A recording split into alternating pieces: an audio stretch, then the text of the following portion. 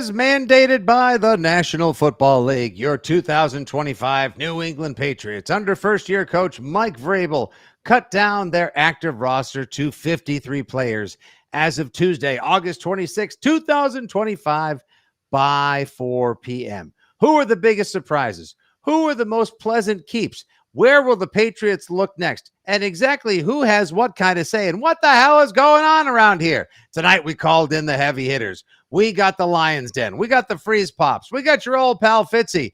It is the official Six Rings in Football Things 2025 Patriots roster cutdown reaction pod, and it starts now.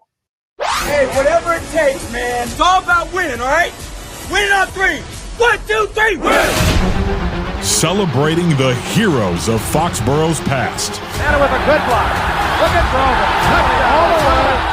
Watch the block of number 73, John Hanna. The champions of the dynastic era. Adam Vinatieri booms a 48-yard field goal, and the Patriots are Super Bowl champions. The Patriots of tomorrow. We're going to remove entitlement from our football team. We're going to earn the right to be here every single day. And the fans whose faith never wavers. Let's go! This is Six Rings and Football Things.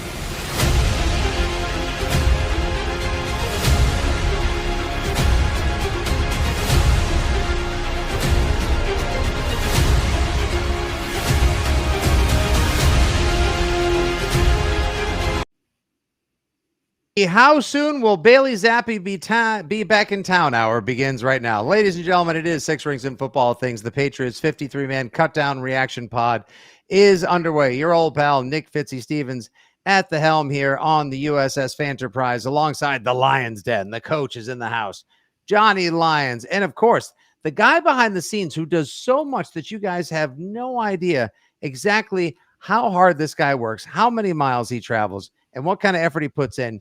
You know him as Tommy Freeze Pops. It's at your boy CT Fresh, Tom Carroll. Gentlemen, how are we? Well, it feels like this has been a long time coming, Fitzy, right? We spent so much time in the offseason talking about their free agent signings, their draft picks, went through training camp, and finally, despite a league with $20 billion in revenue, you have to cut it down to 53 players, and here we are.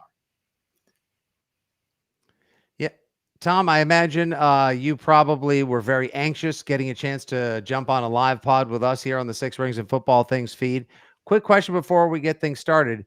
When you get your invitation to the wedding of the millennium with Travis Kelce and Taylor Swift, what will you get the couple that has absolutely everything? Oh, man. What do you get that couple? I'd say maybe you get them a bottle of barbecue sauce from Vince Wilfork.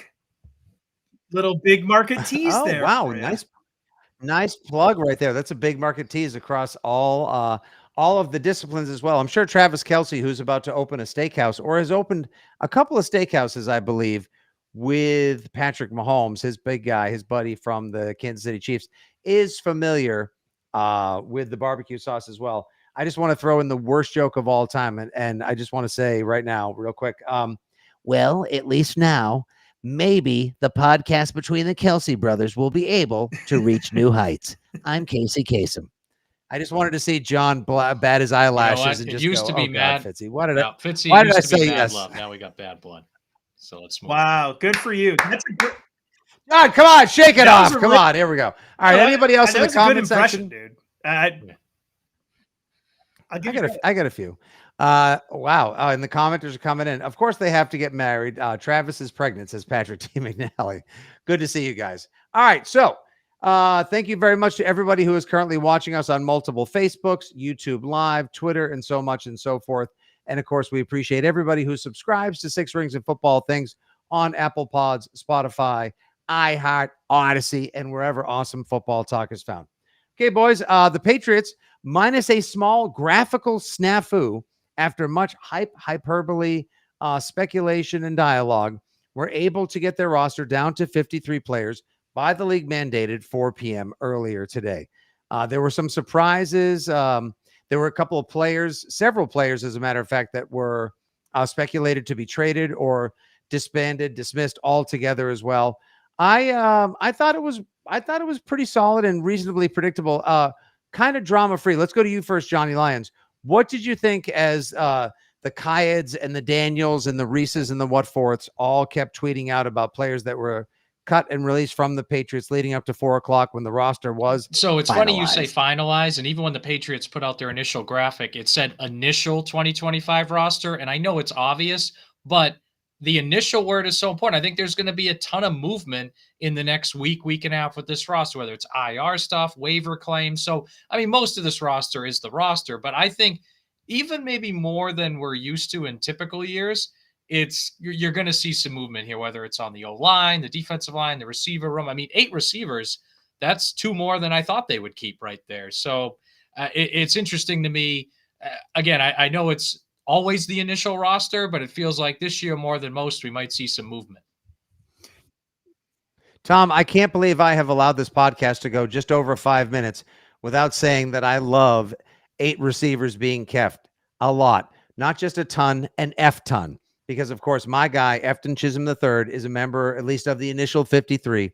And I don't think he's going to be one of these guys that they audition for just a couple of games, a la an Amendola-sized version of 2013 Zach Sudfeld. I think he's here to stay, and I think this is a diamond in the Eastern Washington, heavily compensated UDFA rough as well.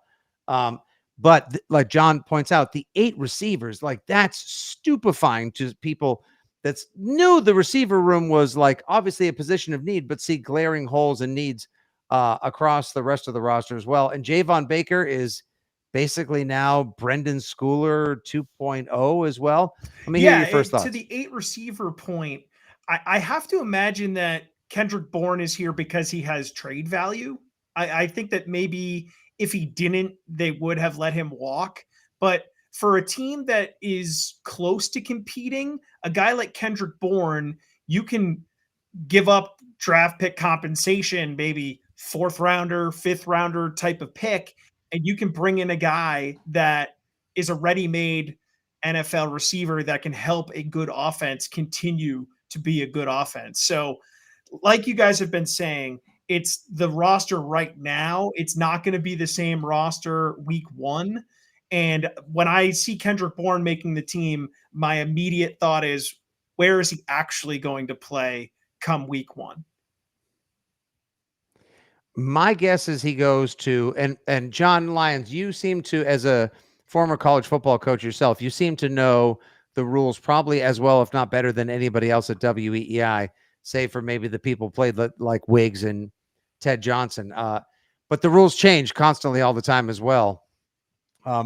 Are the current rules such that if you are put on IR coming off of the 53, but you're on the 53 initially, you only have to miss the first 4 weeks as opposed to you used to be done for the season? Am I I think correct? it's 2 slots for guys that are missing 4 weeks, and then the rest of the slots are guys that are missing longer term. There's been some recent movement on that rule.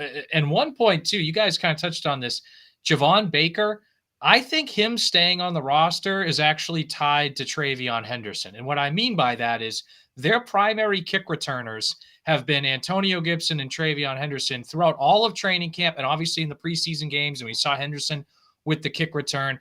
But the Patriots only kept 3 running backs. And I think they're going to want, at least within the first couple months of the year, for Henderson to take on a large role. And if they do that, I think they're going to try to limit his kick returns, which is an area that Baker has worked out at. He returned some kicks last year, albeit, he didn't flash it all by any means, but it's something he has experience in. Right. So I wonder if it could be tied to they think Henderson is going to have a big role by October and they want to limit his kick return snaps. So maybe you'll see Baker not just as a gunner, but as one of your primary kick returners as well. Yeah, I guess he'll be a gunner, possibly a returner. I mean, it's hard to not allow Travion Henderson to return as many kicks as possible when the guy starts the Vrabel era, the preseason, and the entirety of whatever is this new iteration of the Patriots off with 100-yard from scratch touchdown reception. But if he's going to be A, possibly your lead running back, and B, your most dynamic player on offense, as Ted Johnson and many others have called him as well, I don't know how many times you want him touching the ball from the 1, 2, 3, 4, 5, as great as he may be at it. Whereas a guy like Javon Baker, I'm not going to say like he's, first guy off the boat at Normandy, but he could be a bit more of a disposable part. I don't think he's going to earn many receiver reps anytime going forward as well, John and Tom.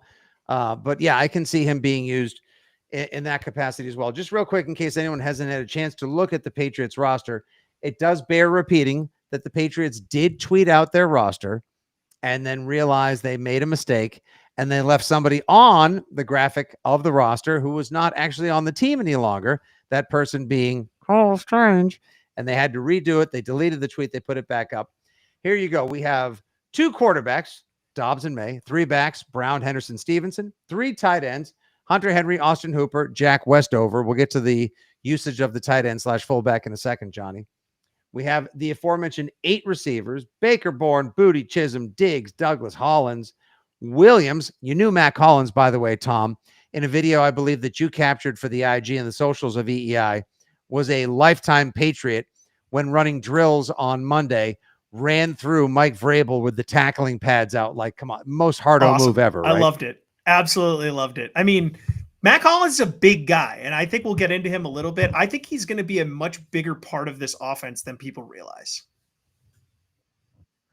Yes, and he's also going to be a much bigger part of your responsibilities this fall, because every time he comes out dressed like he's going to Studio 54, but he's actually playing for the Patriots, he's going to catch the eyes on social. Offensive line, got 9.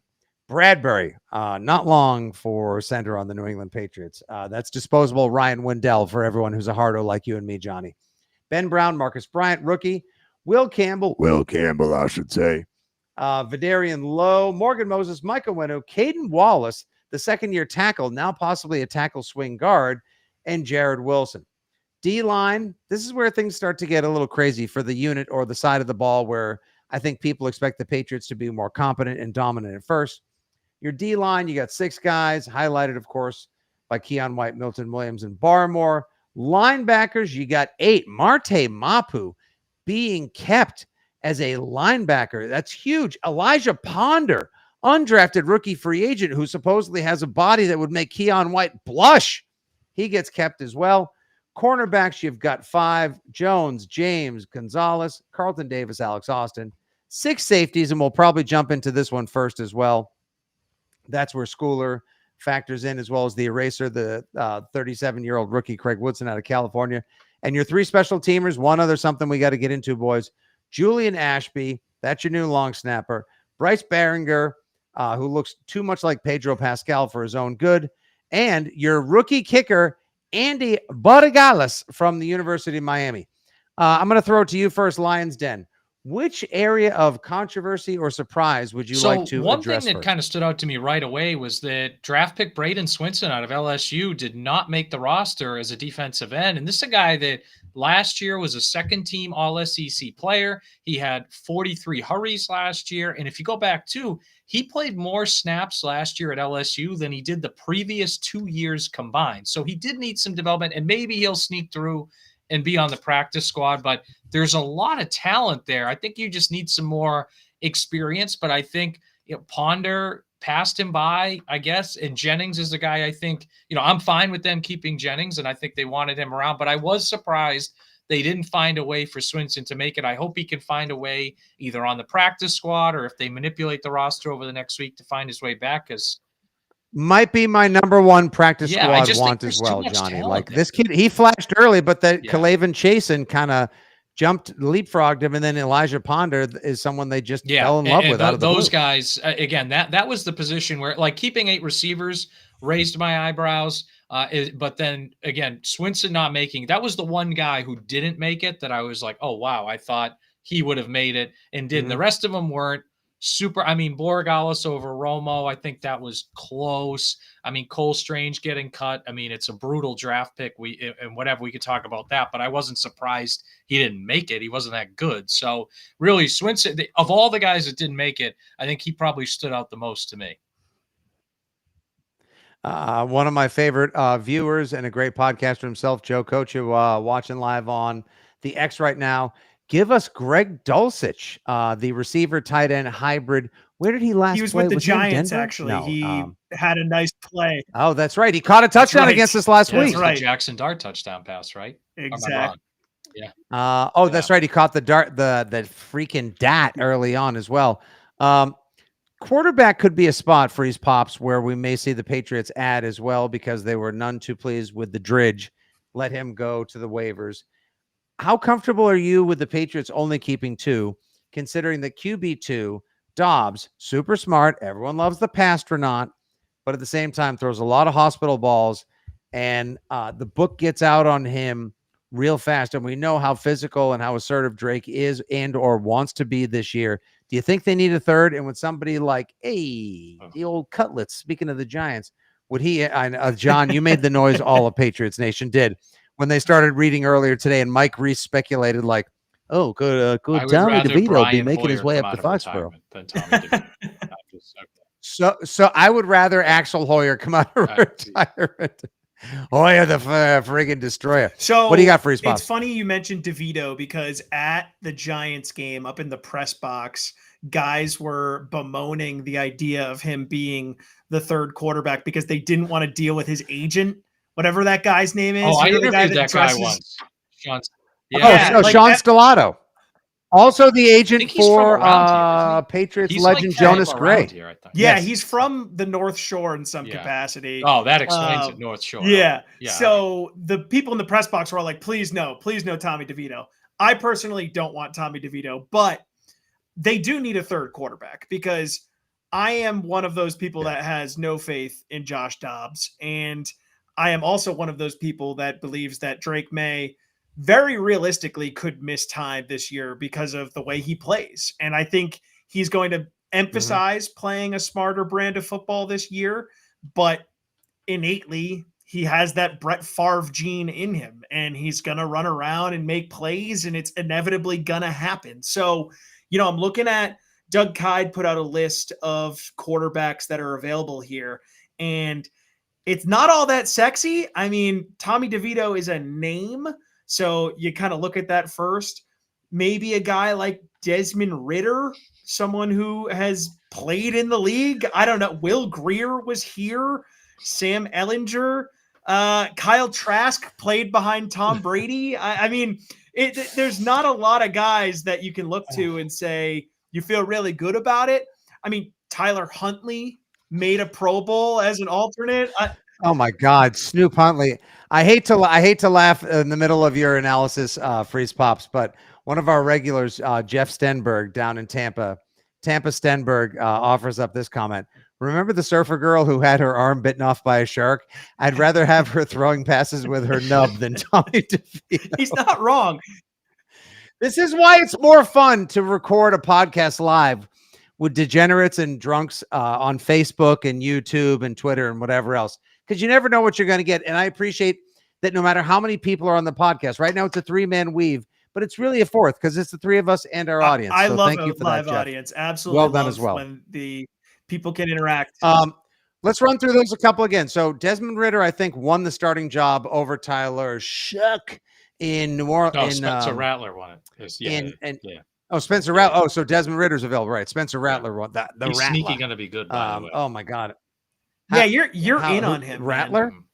That's like the 8th. That's like that South Carolina. Are you kidding me? Say that at South Carolina than he was at Oklahoma. I'm just saying. Maybe I'm nuts. Oh, no kidding. Yeah, I mean, I was going to say. I mean, the snake was one thing in New Orleans, but now we're going with the Rattler. Okay.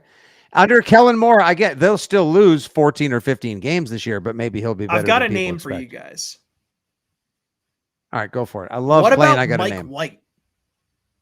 He doesn't suck. Like the legend of Mike White. He's not. I mean, that does not suck at all. That's won games. He's that's won discount games for Hoyer. the Jets, for the Bills, right? For the Dolphins, I think too. Like, yeah. Complete the AFC East quadrilogy.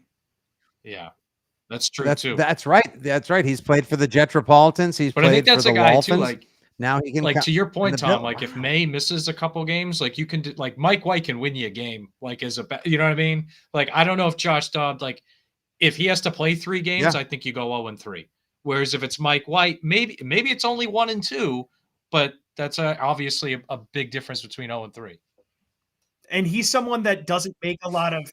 Pats Nation just took a giant collective sigh, by the way. If Josh Dobbs has to start 3 games, he'll get you 0-3. That's not an unfair analysis, John. I agree. Julian Edelman's available. I didn't want Joe. I didn't want Bazooka Joe They sticking would be around as 0-3 badly with as the Joe rest of Milton, everybody. just Heave ho Joe. Yeah, you could easily go. I know he beat the fifth string Bills, who were trying to lose and were better at losing than you, and the Mayo finales last January as well. So don't get me started on that as well. Yeah, I would. I like the Mike White. I think that actually we got a lot of love for Mike White in the comments as well, Tommy. That's actually a solid pick.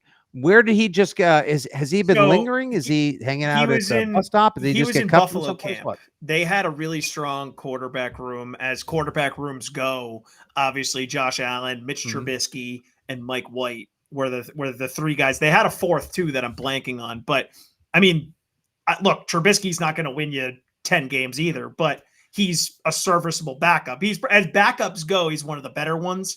So the fact that they had Mike White as that third, he kind of just became the odd man out. So my guess is that, and I haven't seen this week's episode of Hard Knocks, but you have to imagine maybe they love Josh Allen on this week's episode in a stunning turn of events. You have to imagine that the organization was realistic with Mike White, like, hey, you're going to be number 3, and he realizes he can be the number 2 somewhere. So a place like New England, if you get Mike White, do you release Josh Dobbs?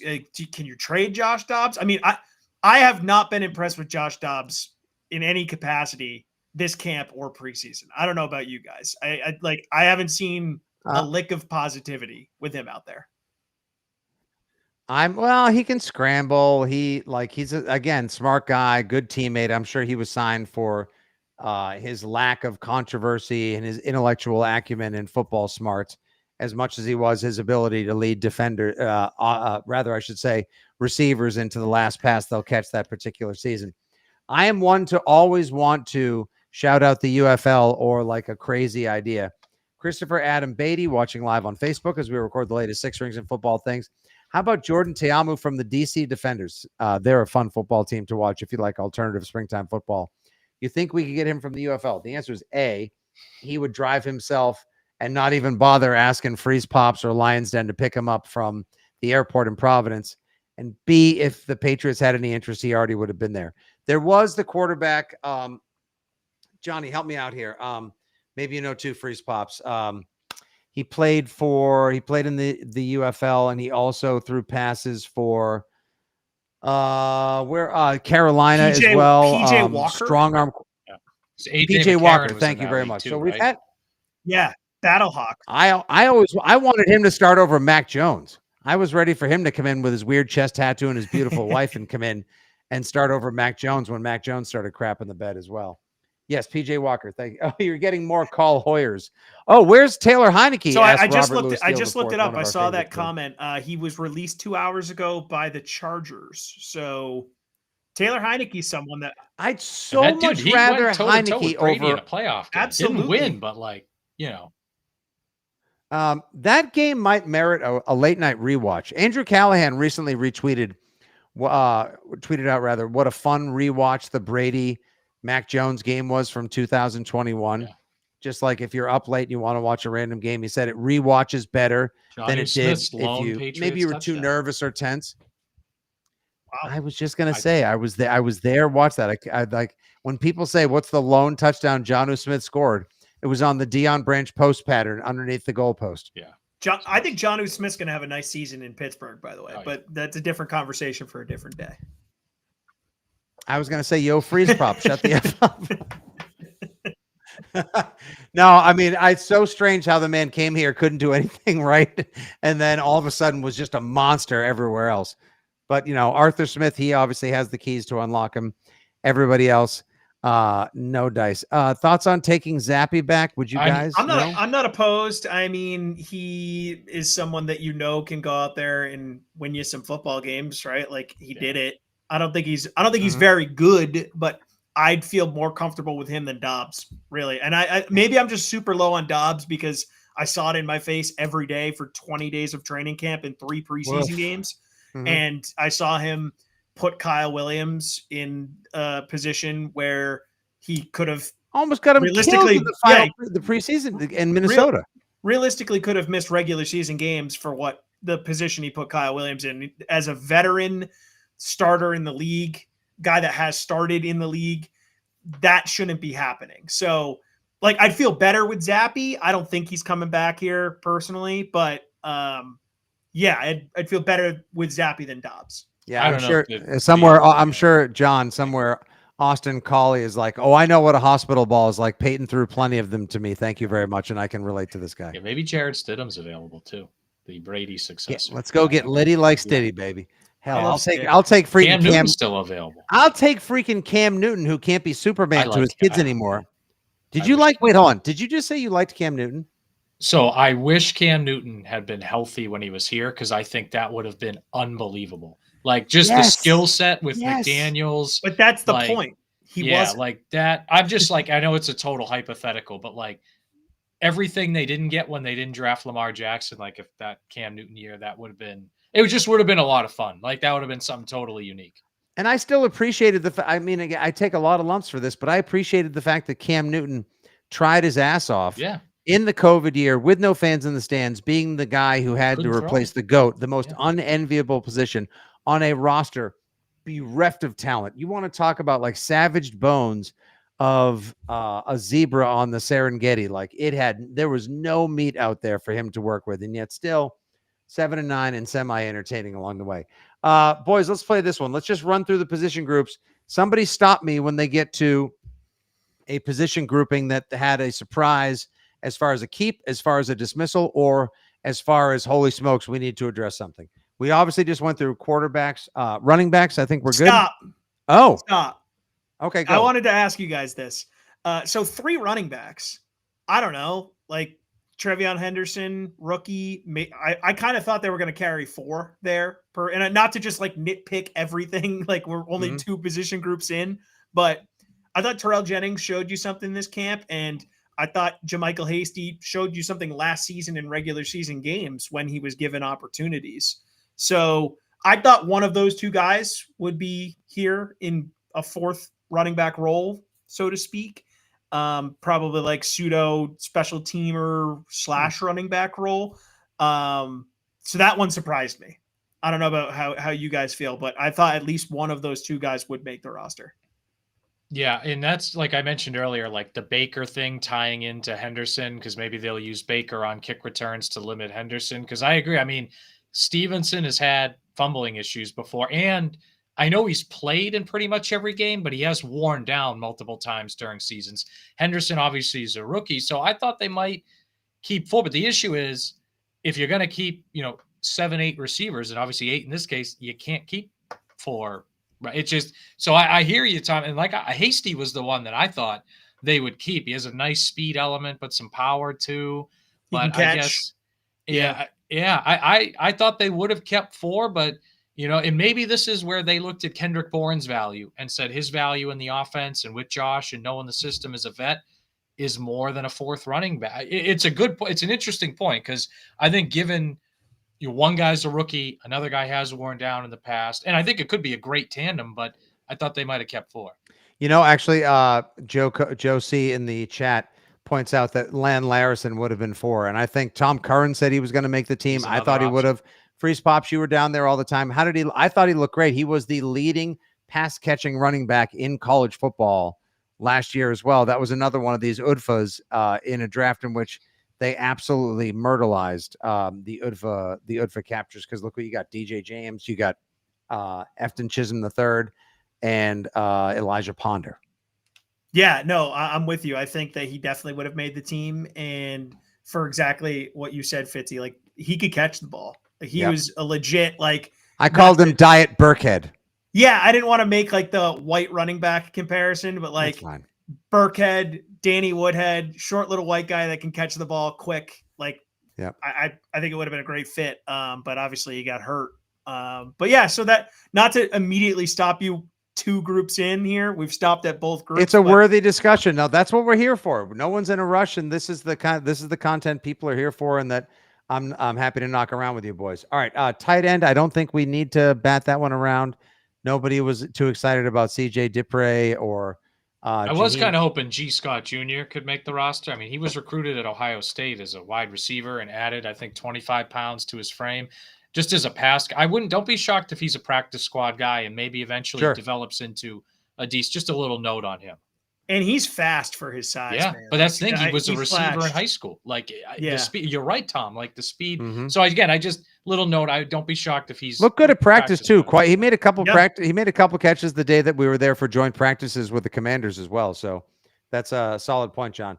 Obviously, D-line, I think we're good with. Linebackers, we addressed the surprise with Braden Swinson as well. Hopefully, he sneaks through. Cornerbacks, it's a little, it's a little shallow, but there's talent there when healthy. Let's get into the meat of the next two real quick. We'll start with wide receiver. I don't need to take my victory lap. I said weeks ago Efton Chisholm was going to make the roster. I took my lumps on social media. I had almost as many people make fun of me on the radio show and beyond with listenership as I did for my Roman Anthony swing path take as well, which, by the way, I was right on as well. And he jokingly loved me up a little bit for it this that weekend. was awesome. Outstanding audio. Thank you, Rob Bradford. 8 receivers. Even now, John, when you look at it, it's like, damn, yeah, Bourne may get put on IR, which will free up a spot to make a claim elsewhere or possibly make a trade. And yeah, Javon Baker may be a special teamer and a gunner more than he's going to be a special teamer. That's still 6. That's a lot of receivers to keep in the modern NFL. Yeah, and I'd still sit here and tell you I'd go after Jacoby Myers if I were them. But yeah, look, when you look at these 8 guys, like the Baker thing, I've mentioned it already, right? I think that's tied in somewhat to Stevenson and special teams. I really think Bourne is here because of McDaniels, like, and the familiarity they had, and Bourne's 800 yards receiving in 2021. I think that plays a big deal in him because he knows Bourne, he's familiar with it, and Bourne's probably not as explosive as he was in 2021, even though he's now a full year recovered from that injury. Year and a half. Yeah. Yeah.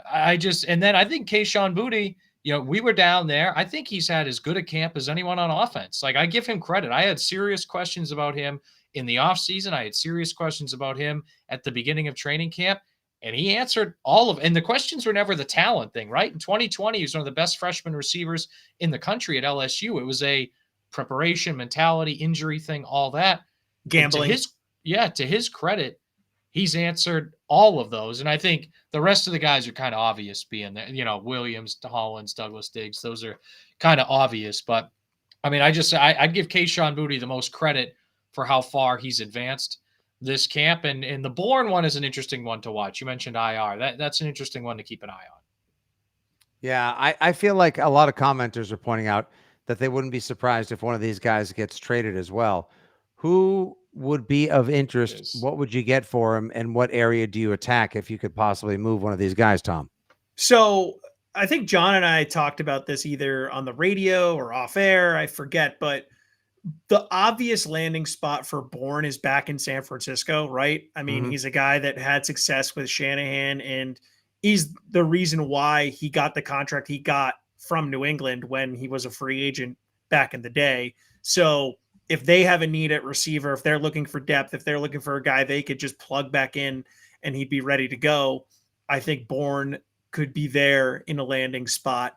And for me personally, I think that the Patriots, I mean, depth is a problem at a lot of levels, but if you can get help at linebacker, like I don't feel 100% great about Jack Gibbons and Marte Mapu being huge parts of your linebacking core for this upcoming season. So that's where I'm looking.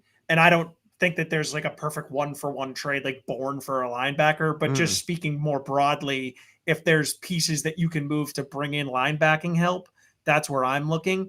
And not to jump around too much, but the fact that they have $60 million in cap space is going to put them at the front of the line for these best available guys that the all claimers. Yeah. Yeah. Like, Najee Harris, a guy that you really like, John, is available now. Like Dulcich, the tight end from the Giants that we talked about. I mean, would that not help bolster that tight end room if you brought in Dulcich and got rid of Jack Westover? So I think there is going to be opportunities to bolster that depth, and they have the cash that will put them at the front of the line if they want these guys. But John, isn't Westover going to be more as much of a fullback as he is a tight end or inline blocking tight end? Feels that way. And I would also say keeping 8 receivers, and even if one's going to be on IR or whatever, like that kind of tells me they're going to use a lot of 1 tight end sets and 11 personnel with Hunter Henry, and Hooper will rotate in. But 3 tight ends and 8 receivers, though. So maybe not so much 12 personnel stuff. And also, they're going to have packages, guys, with Stevenson and Henderson on the field at the same time as well, which they'd be smart to do. So I just wonder if the tight end position has always been big in Josh McDaniels' offense. It will continue to be big in Josh McDaniels' offense. I just think it'll be more 11 personnel, things like that. So maybe they'll get away with 3 tight ends. And to your point, Fitzy, Westover having more of a blocking kind of type role. Yeah, it's kind of fun watching 87 get out there in space a la Jakob Johnson and just try to smash into guys. Like Gronk always loved throwing somebody out of the club, but like it's just, I don't know, maybe that's just one of those numbers where it's like, maybe we shouldn't have somebody else wearing it at this point now. As much as we love seeing a full. I would retire that one. I had this conversation with Tommy on, didn't we talk about this on the air about the 3 numbers or whatever I'd retire for the Patriots? That'd be one. You might not have been talking about it with me, but I'm with you. If you're going to retire another jersey, it should be one of those ones that's like unofficially retired, right? Like that happens sometimes. Like no one wore 12 until Brady was retired. Like one of those things. And if you do that, Tommy Freeze Pops, if you do that, do you then have to, like, when you retire it, do you have to say at the induction, do we have Bob Sosi outside the Brady statue at the Hall of Patriot the Patriot Place just going, and lest we forget as well, how important and how great back in the 1990s, Ben Winter Coates was as well. So it's funny, like that guy was the jam growing up. He was the dude. I would retire 24 and 54, and I would do exactly what you're saying, Fitzy. 24 would be for Ty Law, Darrell Revis, and Gilmore, and then 54 would be for Brewski and Ty and don't forget, I think was it Wheatley who also wore 20, or was it Will Height? Will Height, because I think Wheatley was 22. Yeah, bingo. If I remember. Yep. Will Height, either one. Yeah, the 4th and 2 game, it was Jonathan Wilhite that gave up the game-winning touchdown. Jackass. Yeah, that's right. No, you're right. It should be a shared retirement of 87. 87 and 54 should be worn no more. I would add 24 to that list too. Yeah, that's a good call. All right, so this 8 wide receiver thing, we think Matt Collins is going to have a bigger role. Yeah. We're not sure exactly how long it's going to take Kyle Williams to catch on. Everybody thinks Pop Douglas is going to have 90 receptions. I'm still waiting to see it. That's a prove it or lose it deal to me, as much as I like the kid because he's such a vibe and such a little beacon of positivity. Steph Diggs, what are we going to do for like 71 and a half catches as an over-under, 68 and a half for 750 yards and 4 touchdowns? Where are you at with that one, Lyons? Yeah, I'm kind of with you on that, especially now that he's going to be ready for week 1. I mean, he had 800 yards receiving through half the year last year, and he was, clearly the number 2, and at times, when they were all healthy, the number 3 option, if you include Tank Dell and Nico Collins down there. So, yeah, I mean, I see, and you think back too to Kendrick Bourne's first year with McDaniels, the 800 yards receiving. Like I think 800 yards is in the neighborhood for Diggs, 5-6 touchdowns in the neighborhood. I think that's a safe bet. Because they're gonna go to him a lot. And I don't have Steph Diggs' yak numbers in front of me, but just from watching him play, it always felt like Josh would find him under the defense and then he would just go. And knowing how Josh McDaniels' offense works, where he likes to get that ball out of the quarterback's hands often, and Steph Diggs getting open underneath the defense and making plays, like I could totally see him having a year like you described, Fitzy, 71, 72 catches. I personally feel like Steph Diggs is going to be set up for success in this offense. Is there any chance that Steph Diggs, I'm not talking in case anybody is getting into their 2007 Moss bag vibes, he's not being kept under, the Ferrari's not being kept in the garage, and then Cameron and Ferris are going to take it out to everyone's surprise. But like, are we talking like he's been managed and mitigated for a reason, and then we'll actually see like a stunningly good performance with that 9.5-month ACL come September 7th as well. Like I'm expecting a little more than everyone is projecting, but I'm also not looking for 2021, 2022 Steph Diggs. Yeah, I think if I kind of agree with you, Fitzy, because when he was signed, the conversation was about week 5, right? Like, can he come back around week 5, week 6? That was a lot of the conversation. And now we're sitting here week 1. Like, even if he's 70, 80% of himself weeks 1 through 4 leading into week 5, I think you're, again, it's not going to be 07 Moss, right? We know that, but like, it's going to be, if he can be kind of what Chris Hogan gave you in 2016, and maybe not lead the league in yards per reception like Hogan did. I think that's unrealistic, but come in and be pretty productive right away and make a handful of big plays a month. I think that would be, that would be a great, great ceiling if you could get that out of him. You're talking to a major Chris Hogan stan. I think his 2016 is one of the more underrated. It is. Okay. Led the league in yards per reception. Fun little aside right here. 2014 LaFell or 2016 Hogan? Ooh, I thought LaFell was super underrated.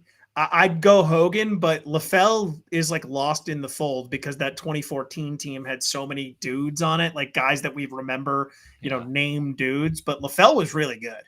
I would probably, by the way, the 2014 team I think was the second best Patriots team in team history. But I'd go Hogan, I think, because you had Gronk injured that year. So you had to get more out of your offense from the receivers. Malcolm Mitchell was a rookie as well, good rookie, but a rookie.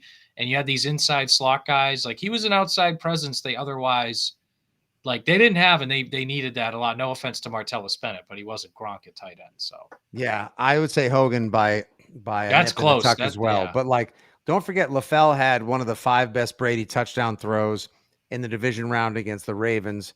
That dime to put them up 35-31, and then the first touchdown in Super Bowl 49 as well. Yeah, he had a nice dart. Super Bowl. Yeah.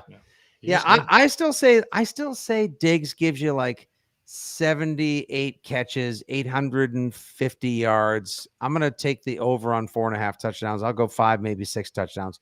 Like a really good a very good season. Not full Steph Diggs as well, but considering the offense he's in, a rookie plus quarterback, because it's hard to say, Drake May is a full second year because he only played 11 games last year, and he was beset by AVP, Mayo, and everything else. All those factors working against him in a crowded receiver room. I still say he has a good season, but he'll definitely be better than everyone is now downgrading expectations to. And last but not least, boys, our last topic here on the 53-man reaction pod to 2025 Patriots on August 26th, the offensive line. Is it definitely better than last year? Is it a source of worry, John Lyons? Are you losing sleep already over it? And is there anyone floating out there in the ether of free release players on roster cutdown day that maybe the Patriots could bring in and help steady the line, or at least give us some backup fortitude? So it is definitely better than it was last year, but as you and I have talked about, Fitzy and Tom, I think you and I have talked about this too, you can't equate being better with being good, right? Those are two different things. So last year, they were the worst offensive line in the league. This year, they are better, but does that get them to 22nd, 23rd? Like, yeah, that's better, but it's still the 23rd offensive line in the league. I'm in the minority, at least when it comes to Boston media members. I think Will Campbell can be a pretty good left tackle. Not going to happen overnight. Might not be till the end of the season. It's all about his feet and his hands, folks. Everyone wants to talk about his arms. Watch his feet and his hands. But I think if it's him and Jared Wilson together on the left side, and I love Jared Wilson as a player, but 2 rookies, you might have some growing pains there, but I think at least there's talent. I think Morgan Moses will stabilize things for at least 2/3 of the season at right tackle. On when it will be good at right guard. Ben Brown is a decent enough rotational guy. And Marcus Bryant, nice camp from him. Pleasant surprise. Yeah. Nice camp for the big guy in the 6th round. Tackle with long arms. How about that, right? Nice camp from him. Started 13 games at left tackle last year. Everyone talks about Armand Membu, right? But he started 13 games. I think it was 2 years ago, whatever. And last year played right. But he's played left tackle a lot. And he can play, obviously, right tackle, as we've seen in camp. So it is better, Fitzy, no doubt. But better is not going to equate to it being really good overnight all of a sudden. It's going to take a little while. Yeah, so we got a lot of swing guys on the line, Freeze Pops. We got Caden Wallace, who was drafted as a right tackle, tried to play some left, now maybe a guard / tackle swing. Vidarian Lowe. I'll put $1 in the Vidarian Lowe jar for saying that. I heard he's one of the nicest guys in the world, but he's also Vidarian Lowe. That's $3. Like Freeze Pop said, Marcus Bryant. Ben Brown, who comes in, quote, off the street last year. Released from I forget where at this point. It's also Detroit. Detroit. Okay. Comes in, starts at center, plays fine, Bradbury-esque, if you will, but then they go and they pay for store brand Ben Brown with Garrett Bradbury. Like I said, Ryan Wendell Light. Like there's a lot of swing variables in there as well. I just need to see on when to lock down his $19 million a year post.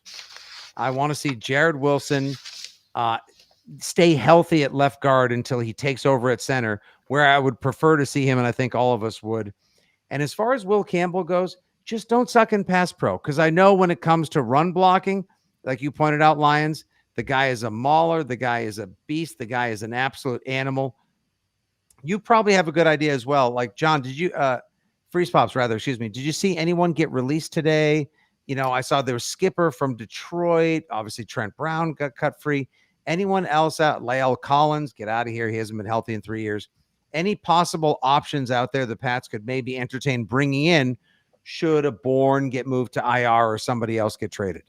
Yeah, so I've been scouring the interwebs for available offensive linemen that I think would be good fits here. And like you mentioned, guys like Lyle Collins or Trent Brown, I just think that they're past their prime. And it's all guys like that that are hitting the free agent market right now from these teams. So it's going to end up being someone like a Ben Brown that comes in as a sort of unknown younger guy that can play multiple positions that I think that the Patriots will end up bringing in. I think that unless you're really locked in on like that secondary offensive line market, like John might be, I don't know that a lot of people are going to have a name readily available for you. I think it's going to be the Ben Browns of the world, big body guy that can play multiple positions. I think Caden Wallace did himself a huge favor being willing to play guard with the big body that he has. So now he has versatility. Like they're going to need to find guys that are big and can play multiple positions. Like you said, Fitzy, I personally want Jared Wilson playing center at some point this season. And they're going to have to just figure it out at left guard. And maybe Ben Brown is that guy, but I want Wilson at center. I think he's going to be the future at center for this team. And Cole Strange, John, after 3 seasons, laughed at and mocked by the F them picks Rams. Les Snead and McVay. Oh, Cole Strange got taken in the first round. I thought, well, so much for us having him on the fourth. Ha ha ha ha ha. God, the supervillain laugh haunt me into my dreams. You know, if they don't take him and they don't screw around in that draft, you have Trent McDuffie at cornerback as opposed to, listen, not that I don't love Gonzo, but that, Anyway, what Freeze Pops was basically saying, John, was the call is going to have to come from inside the building, it seems, if there's going to be any help or swing assistance this year on the Pats offensive line. Yeah, and just kind of like, not to state the obvious, but like these guys are available right now for a reason. Like when teams have good offensive linemen, they don't release them on cutdown day.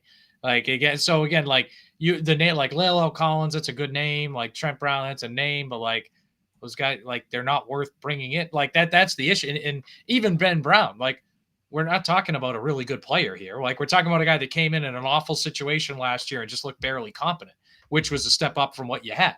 So that's the issue. And like the Cole Strange thing too, man. Like I go back to it, and I tweeted this earlier tonight. Like the original sin is that you had Joe Thuney and Ted Karras on the roster. You let both go.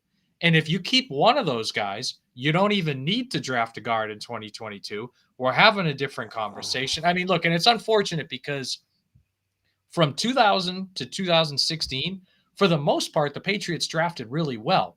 And then it turned in 17. And the biggest reason that they're not good and the biggest reason that Bill Belichick's no longer the head coach is that from 2017 to 2022, they were one of the worst drafting teams in the league. And 2022 was like the capstone project. on that. And it's funny too, because now 2023 drafts, it actually looks kind of good. But it's one of those things where I think, and a lot of Patriots fans know this, they saw it over the year on the reverse. When you make a mistake like letting Tooney and Karras go, then you kind of chase. God, the Karras one. I'm sorry to interrupt, John. That was so stupid. Over $1 million, and the guy loved being a Patriot. He fit perfectly. Won multiple He's a Super mauler. Bowls. Yeah. Won Super Bowls as well, and freaking Tooney available this season. They franchise tagged Tooney and then let him go anyway, which was just bizarre. But so that's dumb. the thing. Like, that's the issue the Patriots have had the last few years, where they make a mistake like that, and then they chase that mistake and compound it and make it worse. Like with the Strange pick, right? Like they whiff on, N'Keal Harry, and then so they trade a second-round pick for Mohamed Sanu in that same season, and neither one works out. And now you have no good receivers, and you have one less second-round pick. Like for years, again, when they were good in the dynasty, we saw the reverse of that. We saw them getting ahead of things. We saw that was when they're still paying for it. I mean, right? You could even argue that, whether it's Caden Wallace or whoever else, like some of those picks were them chasing, not getting other things right. Chasing need, of course. We don't even need to get back in for the 9 millionth time. The Jalen Polk and Javon Baker debacle as well, because Could the have had cornerback. Fitzy instead. Jesus, please. John, I want to throw a name at you because he was a free agent that was rumored to the Pats, and you're kind of like the offensive line guy here, I'd say. What about Cam Robinson? Because he's someone that Houston apparently is looking to possibly trade with Ursery coming in. He kind of, Wally pipped him in camp. Loved Ursery, by the way, real quick. Just huge guy from Minnesota. Yeah, I'm with you. I liked him a lot too. Good camp. But yeah, apparently he's going to come in and possibly take Cam Robinson's job. And there's a chance that Houston's going to look to move him before the season even starts. Is that someone worth bringing in? And then does that give you a little bit more flexibility here? I'm not against it. I'm not against it, but like he's another one of those guys where in the last 3 years he's been traded multiple times or available. But like, why is Jacksonville, that guy, Minnesota, Houston, now possibly a fourth team? Why is that guy continually available? Right? Like that's because I think he's like, if the Patriots had traded for him last year, would he have come in and helped? Yes, but like, is he a better option than the guys you have? Like, I don't know if he's a better option Tom than the guys you have there now. That's kind of the issue. Like, again, I'm not like, if they brought him in tomorrow, I'm not against it, but I don't know. Like, is he better than Campbell, Moses, Onwenu, Wilson? Like, I don't know. It's a good point. I think at this point now, unless someone of greater value or surprise significance gets released or is made available, just ride with the guys you got. I'd rather find out what Jared Wilson, Will Campbell, Marcus Bryant, and Caden Wallace have, as opposed to bringing in a 31, 32-year-old, very expensive, broken down, 4 times traded in 3 years guy like Cam Robinson. It just doesn't interest me. Again, it's not because I wouldn't want to see the team go to the Super Bowl this year or sniff the playoffs or play meaningful football in December and January. I just got to know what we got. Now, what we got is going to be a hell of a lot better than what we've had, because 9 of 11 draft picks made it, as opposed to 1, 2, 3 from last year. And I barely count Drake May because that one was so obvious. It was an easy pick, but he's still not completely acquitted, because I think he needs to go out there and have a good, full, healthy season as well. All right, boys, any final thoughts before we wrap up this extra long, thoroughly fulfilling, utterly enjoyable 53-man roster projection podcast? Just one other thing, and we haven't really touched on it too much. Kyle Duggar, whose name was out there in trade reports and all that. I'm glad he made this roster. Look, I think right now their top 3 safeties are Peppers, Hawken, and Woodson. But I think Duggar is too good a football player to outright cut. And I wonder if they can use him much like the Patriots used Adrian Phillips a few years ago, where have him play in the box at a quasi linebacker type role. So I'm glad they kept Duggar. Again, I know he was injured last year. I know he didn't play well. I know he has limitations in pass coverage. I just think and forget the money, I just think he's too good a football player to outright cut. And if Vrabel is as good of a defensive coach as we all think he is, I think you can find some creative ways to use him and get that downhill speed in the box, at least in some situations. Yeah, that was going to be my point, John, is you keep Duggar and you keep Anthony Jennings. And those were 2 guys that it felt like, I don't know, 10 days ago that they were going to be out of here. And then I think everyone took a step back and said, this is a team that cannot afford to lose good football players. And we know Duggar, when he's healthy, is a good football player. We know Anthony Jennings can get after the quarterback. We saw him do it against second and third stringers in Minnesota, but we've also seen him do it in regular season action as well. So I'm happy that they kept those two guys. And if the right deal pops up, then sure, you move them and you help with the rebuild. I get it. But as far as winning football games starting week 1, I think both of those guys help you in that effort. So I'm glad they're here. Much like a Stanley Kubrick film or any great piece of art, this is a work in progress. There will be changes aplenty made throughout the course of the next 12 days until, of course, and yes, I have to say it this way, Sunday, September 7th, and John Lyons will be there as well. The New England Patriots open up the first game of the Mike Vrabel era at 1 p.m. at the Razor against Pete Carroll, Geno Smith, Ashton Genty, and the Raiders. It's going to be fun. They could make some trades. There could be some guys stashed on IR. There could be some more cuts made. I, too, am a subscriber to the idea you need more talent or solid, dependable, professional level football players like a Kyle Duggar, who I believe is being held accountable in a court of overpaid law because of the contract that he accepted last year when Elliott Wolf and company that were trying to figure out what the hell they were doing with and or for themselves offered him way too much money. Jennings is a perfectly fine edge-setting, slower Belichick type. Most football teams could and should find a use for him.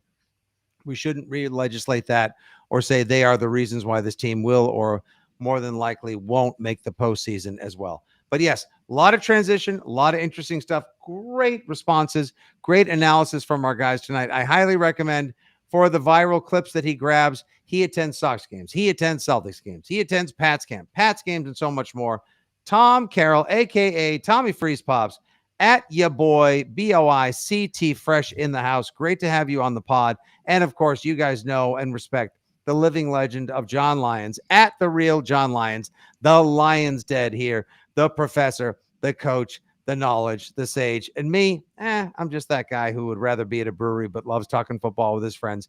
Your old pal, Nick Fitzy Stevens, at FitzyGFY. Great job, boys. Let's do it again sometime soon as well. Thank you very much.